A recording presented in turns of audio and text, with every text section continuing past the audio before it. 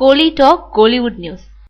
உதயநிதியை தொடர்ந்து வக்கீலாகும் விஜய் சேதுபதி. ஆரம்பத்துல கதைகளுக்கு மட்டுமே முன்னுரிமை கொடுத்துட்டு வந்த விஜய் சேதுபதி சமீப காலமா கதாபாத்திரங்களுக்கும் முக்கியத்துவம் கொடுத்துட்டு இருக்காரு. அதாவது சேதுபதி படத்துல போலீஸா நடிச்சவரு, தர்மதுரை படத்துல கிராமத்து டாக்டரா நடிச்சிருக்காரு. நகரத்துல டாக்டருக்கு படிச்ச ஒருவர் சொந்த கிராமத்து மக்களை காப்பாத்தணும்ன்றதுக்காக கிராமத்துல மருத்துவமனை உருவாக்கி இலவசமா மருத்துவம் செய்வாராம். அதை தொடர்ந்து ரெக்க படத்துல வக்கீலா நடிக்கிறாராம் விஜய் சேதுபதி. சமீபத்துல உதயநிதி வக்கீலா நடிச்சு வெளியான மனிதன் படத்தை அடுத்து இந்த படத்துல விஜய் சேதுபதியும் வக்கீலா நடிக்கிறாரு. மேலும் இந்த படத்துல வக்கீல்கள் வழக்குகளுக்காக எடுக்கும் ரிஸ்க் மற்றும் ஒரு வழக்குல உண்மையை நிரூபிக்க சம்பந்தப்பட்ட ஒரு பெண்ணை கடத்துவாராம்.